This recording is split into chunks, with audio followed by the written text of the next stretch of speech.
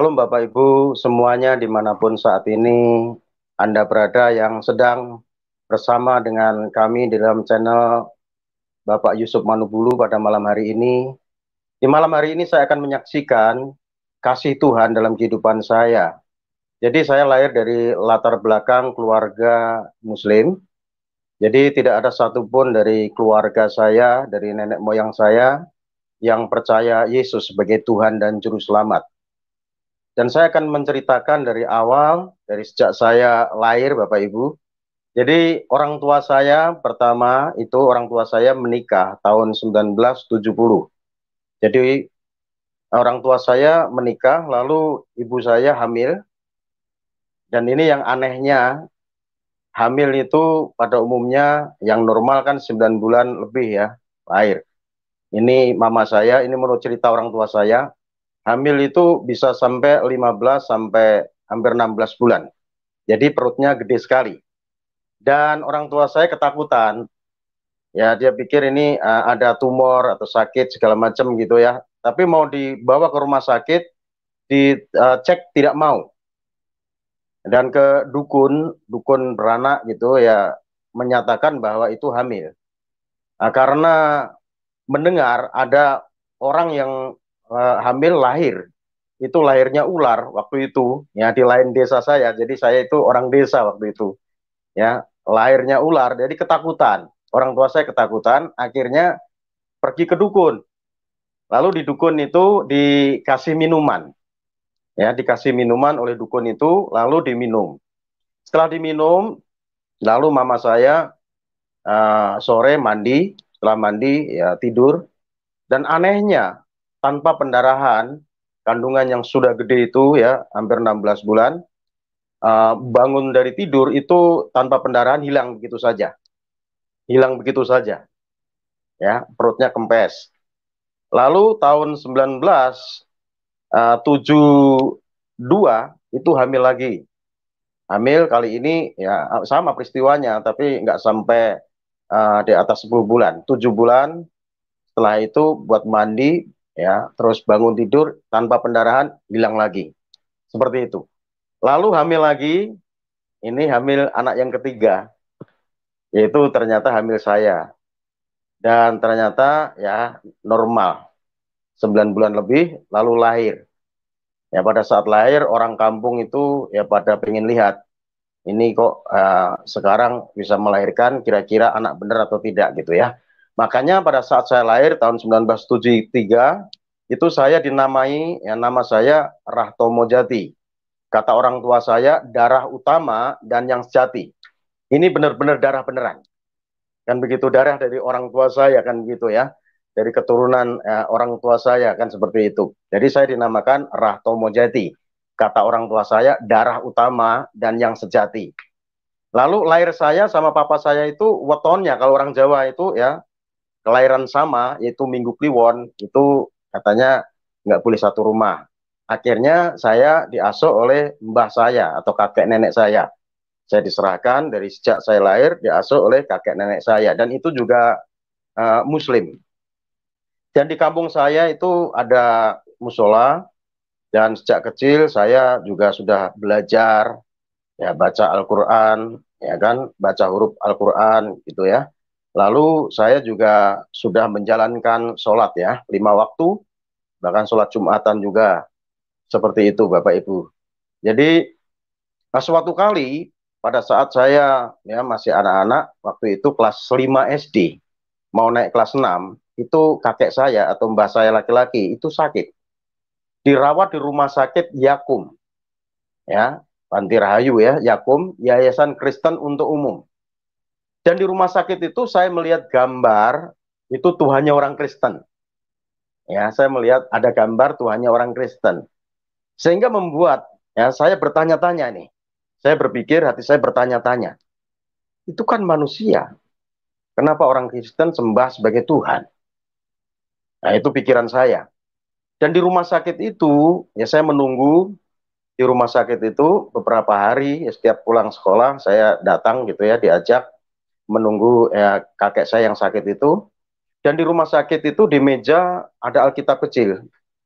Ya, Alkitab kecil itu Perjanjian Baru.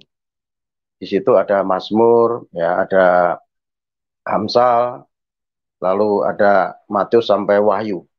Saya coba baca-baca. Saya baca-baca, ya saya pikir, saya renungkan, ternyata orang Kristen mengajarkan sesuatu yang baik. Itu dalam pikiran saya. Lalu setelah dirawat beberapa hari di rumah sakit, itu kakek saya meninggal. Meninggal, lalu dikubur. Ya, setelah dikubur, tiba-tiba ya saya pada saat tidur ya, tidur itu ya maghrib gitu ya, saya tidur gitu ya. Saya tinggal di suatu desa, ya desa kecil begitu, belum ada listrik waktu itu ya. Pakai lampu teplok gitu ya. Lampu teplok seperti itu. Lalu saya tidur di ranjang yang ada kelambunya. Dan itu kelambunya kelihatan, di luar juga kelihatan masih. Ya, tiba-tiba kakek saya yang sudah dikubur itu ya masih hidup gitu ya. Dia menjumpai saya seolah masih hidup. Dan saya langsung ketemu kakek saya itu, ya kelihatannya masih hidup, saya takut. Lalu saya pingsan, nggak sadarkan diri. Dan setelah itu saya sakit. Saya sakit, nggak mau makan, ya minum kadang dipaksa begitu. Nah, sakit dibawa ke rumah sakit, ke mantri suntik, ya, ke dokter, ya, bahkan ke dukun, itu nggak sembuh-sembuh. Sehingga waktu itu saya ingat ya, saya kurus banget, tinggal kulit sama tulang, ya kurus gitu ya. Dan pada saat saya sakit, saya ketakutan karena melihat penglihatan itu, kakek saya seolah masih hidup. Tiba-tiba Tuhannya orang Kristen itu menampakkan diri kepada saya. Menampakkan diri kepada saya. Dan saya berpikir, ini kan yang di rumah sakit itu. Tapi memang saya tidak bisa melihat wajahnya. Saya nggak bisa melihat wajahnya. Berkilauan, pakai jubah putih seperti itu. Tapi saya berpikir, ini Tuhannya orang Kristen yang di rumah sakit itu. Dan pada saat saya melihat penglihatan itu, saya merasa tenang, damai, dan saya merasa sehat tubuh saya. Lalu saya minta minum pada nenek saya minta minum, mbah saya minta minum, lalu diberi minum air putih, ya, dan mulai seger, dan dikasih makan, coba dikasih makan, mulai bisa makan. Lalu saya sembuh. Karena saya sembuh ketemu Tuhannya orang Kristen, saya mau belajar, mau mengenal ya Yesus itu lebih lagi. Saya minta pindah ke SD Kristen. Itu mau naik itu, udah naik kelas 6. Saya minta pindah ke SD Kristen. Lalu saya ngomong sama mbah saya, nenek saya mau pindah ke SD Kristen. Lalu nenek saya katakan, kenapa kamu mau pindah ke SD Kristen? Kamu mau jadi orang kafir. Jadi orang Kristen itu dianggap orang kafir karena mentuhankan manusia seperti itu. Saya dilarang untuk pindah ke SD Kristen. Tapi saya ceritakan, saya sembuh karena ketemu Tuhannya orang Kristen. Akhirnya diizinkan. Saya pindah ke SD Kristen. Dan anehnya, saya pindah ke SD Kristen itu, teman-teman saya yang tadinya sekolah di desa saya, negeri, pada ikut. Pada ikut. Tapi bukan berarti jadi Kristen. Ya kan? Pada ikut. Tapi di SD Kristen itu, ada pelajaran agama Kristen. Semua ikut. Entah itu dari Muslim, ya ikut semua. Karena SD Kristen kan begitu ya. Seperti itu. Dan banyak teman saya yang sekolah di SD Kristen, ya masih Muslim juga. Dan kita ya menghormati. Ya, kepercayaan teman-teman saya. Dan saya menghormati semua, setiap saudara semua yang malam hari ini ya mengikuti kesaksian saya pada malam hari ini. Dan itu kepercayaan kita masing-masing. Dan setelah saya lulus SD, saya sekolah SMP negeri. Di SMP negeri itu ada pelajaran agama Kristen. Ada pelajaran agama Kristen. Jadi setiap Jumat itu ya yang Muslim itu pulang duluan karena Jumatan. Lalu ada yang tertinggal ya murid-murid yang Kristen. Ada pelajaran pendidikan agama Kristen. Dan saya pengen ikut, pengen tahu tentang kekristenan. Tapi bukan berarti saya Kristen, karena keluarga saya masih Muslim. kan gitu ya. Nah, saya ikut pelajaran agama Kristen, saya duduk di kelas itu, dan saya pengen tahu tentang kekristenan dan mulai tahu. Tapi bukan berarti saya setelah berjumpa Yesus, disembuhkan Yesus, lalu saya ya menerima Yesus sebagai Tuhan dan Juru Selamat saya. Tidak, saya belum terima Yesus waktu itu. Saya hanya disembuhkan. Tapi saya pengen mengenal lebih lagi siapa itu Yesus. Seperti itu. Jadi Yesus sudah sembuhkan saya, tapi saya nggak langsung terima Yesus. Lalu setelah lulus SMP, SMA. SMA pas SMA Kristen. Jadi SMA Kristen. Dan di SMA itu saya kos. Ya, saya ngekos. SMP pun waktu itu sudah kos karena jalan dari desa ke tempat saya sekolah itu jauh dan rusak sekali jalanannya. Saya dikosin di sana. SMP sudah kos, SMA juga kos. Dan di SMA itu Bapak Ibu, saya kos itu ya satu kosan, satu rumah itu 9 orang laki-laki semua. Ya, laki-laki semua ya, campur ya. Ada di SMA negeri, SMA Kristen gitu ya, pada kos di situ. Dan disitulah karena pergaulan saya, maka mempengaruhi kehidupan saya juga. Dan di tempat itu, di tempat kos, saya dikasih ya untuk biaya makan di tempat kos itu oleh orang tua saya, untuk biaya sekolah, itu sudah dikasih itu setiap bulan ya, untuk bayar kos sudah dikasih. Tapi uang itu bukan saya buat untuk membayar sekolah, nah, tapi untuk main kartu. Jadi judi, saudara. Judi. Jadi karena pergaulan, jadi pulang sekolah bukan belajar, tapi mereka saya tantang semua. Yuk kita kumpul, kita judi gitu ya, pakai remi itu ya. Nah, waktu itu seperti itu. Akhirnya naik kelas 3 SMA, saya nggak bisa bayar uang sekolah. Karena uang buat judi terus. Makan, kadang ya, ngebon di warung. Dan dari situ saya berpikir, gimana nih bisa dikeluarkan dari sekolah. Akhirnya saya kumpul dengan ya, orang-orang yang tidak benar, saudara. Jadi kita melakukan kejahatan. Jadi SMA itu sudah melakukan curanmor untuk apa? Untuk mencukupi kebutuhan saya karena uang itu sudah dihabiskan untuk bayar sekolah segala macam. Bahkan SMA itu kadang sudah bolos kita ke Jakarta, kumpul dengan teman-teman yang tidak benar. Setelah keluar dari SMA itu, ya saya merantau ke Jakarta. Merantau ke Jakarta malah lebih jahat lagi, saudara. Kumpul dengan teman-teman yang kerjanya ya merampok, yang kerjanya curanmor, ya nyuri mobil dan sebagainya. Dan saya ikut, saudara. Saya ikut. Tapi anehnya itu di daerah Bintaro, Jurangmangu. Ya itu satu rumah dikontrak untuk komplotan seperti itu. Anehnya, anehnya setiap kali ada penggerebekan, saya selalu tidak ada di tempat.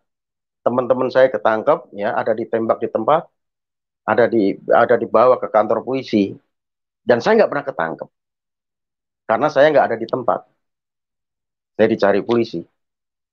Lalu saya ya mau kerja baik-baik. Akhirnya saya dapat pekerjaan di uh, perusahaan farmasi itu di daerah Cimanggis, sudah.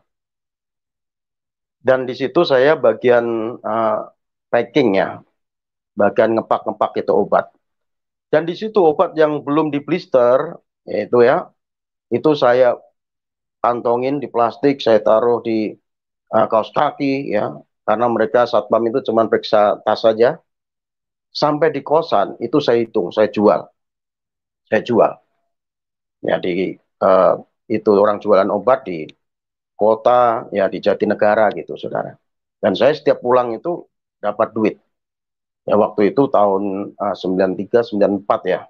Saya dapat duit itu ya 500.000, 800, kadang bisa sampai 1 juta. Ya karena itu ribuan yang saya keluarkan dari gudang itu, obat yang belum di blister. Dan akhirnya perusahaan itu curiga, bahan baku segini, pengeluaran kok segini. Yang jadi segini, curiga.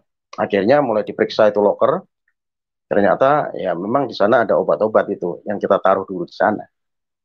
Ternyata bukan hanya saya, teman yang lain juga seperti itu. Akhirnya ya perusahaan ngambil tindakan. Dia panggil polisi untuk menangkap orang-orang yang melakukan seperti itu. Dan anehnya lagi, pada saat ada penggerebekan, saya tidak ada di tempat. Jadi saya tidak ada di tempat. Saya lolos lagi. Akhirnya saya ngabur di Tangerang, tempat teman SMA saya dulu. Dan saya minta untuk dicarikan kerjaan. Dan akhirnya ya saya mendapat kerjaan di sana, di perusahaan. Dan saya ngekos. Dan pada saat di Tangerang itu saya ngekos, di samping kosan saya, itu ada orang Kristen yang pakai gitar, dia menyanyi. Dia menyanyi lagu Aku Mengasihi Engkau Yesus. Itu teman saya namanya Tukino waktu itu, orang Jawa. Ya, yang nyanyi itu orang Kristen itu Tukino. Dia nyanyi Aku Mengasihi Engkau Yesus, ya. Saya waktu itu masih ya ketakutan ya, takut dicari polisi dan sebagainya begitu. Lalu uh, apa namanya tetangga kos samping kosan saya ini dia nyanyi lagu itu, saya samperin. Lalu saya tanya, oh Kristen ya mas? Oh iya saya Kristen. Kenapa mas? Agamanya Kristen juga ya? Karena tanya begitu, saya spontan ngaku juga. Oh iya saya Kristen. Padahal waktu itu saya masih Islam, ya kan? KTP-nya Muslim. Tapi saya ngaku Kristen. Oh iya saya Kristen. Kenapa mas? Kalau ke gereja kemana? Dia tanya begitu. Saya nggak pernah ke gereja itu. Lalu dia tanya, mau nggak besok ke gereja sama saya? Oh iya boleh, boleh mau. Akhirnya saya diajak ke gereja minggu itu. Ya saya pikir gereja kan bangunan permanen, gereja seperti itu ya. Ternyata itu di restoran Istana Nelayan di Jatiuwung itu saudaraku. Jadi di restoran Istana Nelayan, hotel itu. Saya pikir kan gereja kok, hotel ya, restoran. Ternyata itu dipakai untuk tempat ibadah. Ya saya ikut saja. Dan pada saat masuk ke gedung itu, ya itu orang sudah banyak. Puji-pujian sudah diperdengarkan. Dan nyanyiannya, yang anehnya, itu lagu yang sama. Aku Mengasihi Engkau Yesus. Dan pada saat saya mendengar lagu itu, saya bisa mengeluarkan air mata dan menangis. Saya bisa menangis. Lalu saya menyadari akan dosa saya. Apalagi pas waktunya khotbah pendeta, dia khotbah tentang pertobatan. Dan ingat saya pendeta itu khotbah tentang pertobatan, lalu ada altar call, ditantang ke depan, yang mau didoakan. Saya ikut ke depan, ditumpang tangan, didoakan. Dan saya keluar air mata terus, saya menangis terus, menyadari kesalahan saya, dosa yang pernah saya lakukan. Dan saya pulang dari gereja itu, ya tempat ibadah itu, maksud saya anehnya terus bisa mengeluarkan air mata saya. Saya nangis terus, saya menyadari kesalahan saya. Saya terus minta ampun kepada Tuhan. Dan akhirnya saya menyerahkan diri untuk dibaptis. 9 April 1995 saya dibaptis. 9 April 1995 itu saya mengalami kelahiran baru. Jadi kalau kita lahir baru harusnya ingat kapan kita lahir baru. Karena ini yang terpenting. Saya masih ingat saudaraku 9 April 1995 saya lahir baru dibaptis. Dan luar biasanya setelah saya dibaptis, ya saya terima Yesus lahir baru dibaptis, itu kehidupan lama benar-benar saya tinggalkan, saya bisa meninggalkan kehidupan lama. Yang tadinya saya merokok sehari 2 bungkus, nggak ada uang pun ya saya ada-adain, kadang pinjam di warung. Saya terikat dengan rokok. Setelah dibaptis, itu ya sekarang 1 batang pun belum pernah saya hisap. Jadi firman Tuhan itu memang benar. Yang mengatakan dalam 2 Korintus 5 ayat 17. Jadi siapa yang di dalam Kristus adalah ciptaan yang baru. Yang lama sudah berlalu, sesungguhnya yang baru sudah datang. Dan saya mengalami kelahiran baru luar biasa. Saya mengasihi Tuhan. Dan ibadah selalu saya ikuti. Ya, ada pelatihan-pelatihan saya ikuti. Ya, saya benar-benar merindukan Tuhan terus. Saya belajar. Lalu pas saya intel radio, radio Berita Kasih. Itu radio favorit saya. Dan malam itu pasti ada puji-pujian. Ada firman yang diperdengarkan dan ada sponsor, ya, siaran, iklan. Dan iklannya itu ya penerimaan mahasiswa baru, Sekolah Tinggi Teologi. Akhirnya saya terpanggil, saya masuk di Sekolah Teologi, saudara. Dan di situ saya mengalami perubahan yang luar biasa di dalam Tuhan dan saya merasa terpanggil. Jadi Tuhan itu real, Tuhan itu nyata, dia bisa mengubah hidup saya. Dan waktu kecil Tuhan menjumpai saya, sudah menyembuhkan saya. Tapi saya cuman pengen tahu siapa itu Yesus yang sebenarnya. Tapi melalui perjalanan yang panjang, liku-liku dalam kehidupan saya, akhirnya saya menerima Yesus sebagai Tuhan saya secara pribadi. Dan Yesus itu yang mengubah hidup saya. Dan saya menyerahkan diri untuk dibaptis, bahkan saya pengen belajar lebih lagi. Dan melalui radio Pelita Kasih itu ada pengumuman penerimaan mahasiswa baru Sekolah Tinggi Teologi. Akhirnya saya masuk ke sana, saudara. Saya masuk di Sekolah Tinggi Teologi.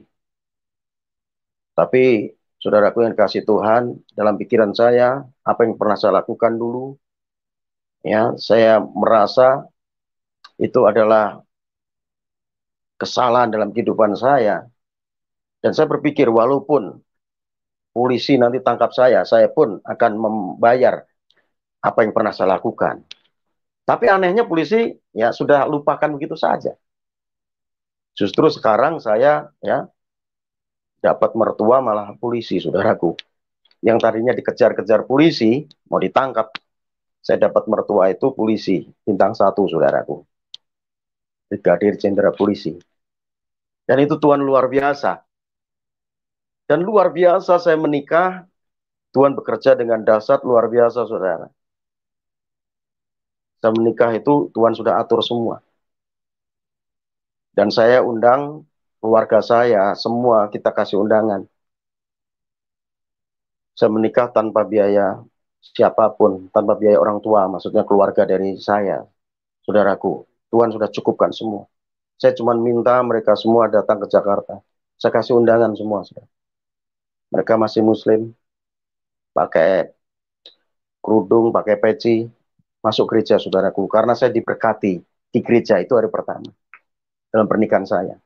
Hari kedua, itu pernikahan saya di gedung. Luar biasa, tamu undangannya. Banyak sekali. Keluarga saya kagum, heran. Kok bisa menikah semewah ini? Tapi orang tua saya, ya, memang masih muslim. Saudara-saudara saya masih. Nah, suatu kali, tahun 2007, jadi saya menikah itu tahun 2004. Tahun 2007, ya, saya sudah punya anak, masih kecil, ya kurang lebih umur 1 tahun waktu itu, ya, satu tahun, dan orang tua saya di kampung waktu itu. Tiba-tiba saya dapat kabar dari adik saya ditelepon bahwa ibu saya, mama saya itu sudah sakit keras dan sudah tidak ada harapan. Keluarga semua sudah kumpul.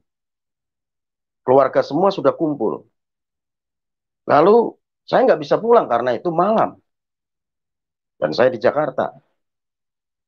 Lalu saya minta untuk adik saya nyalain speaker handphonenya. Saya mau berdoa. Dan saya doakan orang tua saya. Saya suruh semua ya sepakat untuk ya mengaminkan apa yang saya doakan. Adalah mereka Muslim karena mereka rindu ya orang tua saya ditolong disembuhkan. Akhirnya mereka mau saya ajak untuk sepakat berdoa. Saya doa di dalam nama Yesus. Dan waktu itu saya ingat saya berdoa untuk orang tua saya. Doa saya itu saya mematahkan segala kuasa yang bukan dari Tuhan. Melalui sakit penyakit bahkan roh kematian kalau belum waktunya Tuhan. Kami patahkan dalam nama Yesus. Dan setelah selesai berdoa, tiba-tiba mama saya itu mulai sadar dan mulai ya minta minum. Akhirnya sembuh dan mau makan. Lalu bapak saya heran. Dia tanya ke saya, kok bisa ya didoakan bisa sembuh. Itu doa dalam nama Yesus. Dan saya ceritakan tentang nama Yesus. Akhirnya papa saya mau terima Yesus. 2007 papa saya terima Yesus sebagai Tuhan dan Juru Selamatnya, dibaptis. Mama saya yang disembuhkan malah tidak mau. Belum mau. Dan mama saya terima Yesus setelah kematian papa saya 2015 di bulan Mei. September membuka hati, terima Yesus dan mau dibaptis Islam. Adik saya juga, saudaraku, ikut dibaptis Islam. Jadi adik saya itu 3, saya anak nomor 1. Makanya nama saya Rahtomo Jati, darah utama dan yang sejati. Itu saudaraku. Jadi adik saya yang perempuan juga ikut dibaptis, terima Yesus. Adik saya yang laki-laki juga terima Yesus. 1 yang masih belum. Ya kita menghormati iman kepercayaan saudara kita. Adik saya yang 1 masih muslim sampai sekarang. Mereka juga rajin sholat. Istrinya tiap hari pakai kerudung. Ya kita menghormati keperbedaan. Karena itu iman kepercayaannya. Tapi saya percaya firman Tuhan mengatakan, 1 orang bertobat, seisi keluarga akan diselamatkan. Dalam Kisah Rasul 16, kalau tidak salah ayatnya yang ke-31 atau 32 itu. Pertobatan kepala penjara. Seperti itu. Dan sekarang, puji Tuhan, kalau saat ini saya masih ada, itu semua karena anugerah Tuhan, dan saya ada untuk menyaksikan kebaikan Tuhan. Saya ada untuk menyaksikan bahwa Tuhan itu Tuhan yang real. Dia nyata, dia hidup. Namanya Yesus Kristus. Jadi Tuhan ada namanya, Yesus Kristus. Dan itu Tuhan yang saya sembah, saya bangga memiliki Allah, yaitu Yesus Kristus Tuhan.